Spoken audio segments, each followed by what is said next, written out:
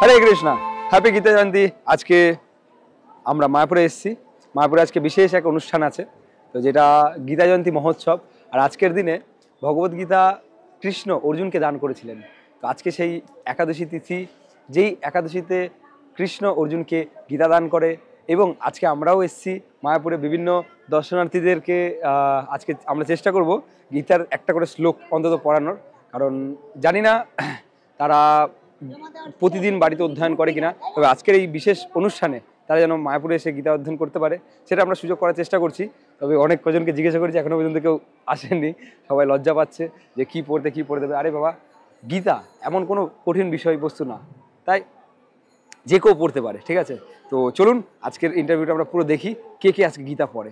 খুঁজতে খুঁজতে আমরা বিভিন্ন দর্শনার্থীর মধ্যে একটা ছোট্ট ক্ষুদে দর্শনার্থী পেয়ে গেছি, যিনি আজকে আমাদের সামনে প্রথম শ্লোক বলবে গীতার, আজকে গীতা জয়ন্তী মহোৎসবে। তো চলুন তার সাথে পরিচয় আগে করি। হরে কৃষ্ণ। হরে কৃষ্ণ। তোমার নামটা একটু বলো আগে। অনিরুদ্ধ। অনিরুদ্র। তাহলে তুমি একটা সবারই উদ্দেশ্যে একটা গীতার শ্লোক বলে দাও। যদা যদা হি ধর্মস্য কালি ভবতি ভারত অদ্যুক্তানো ধর্মস্য তদাত্মানো সৃজামন পরিত্রাণো সাধূনাং বিনাশে অযুতকৃতম।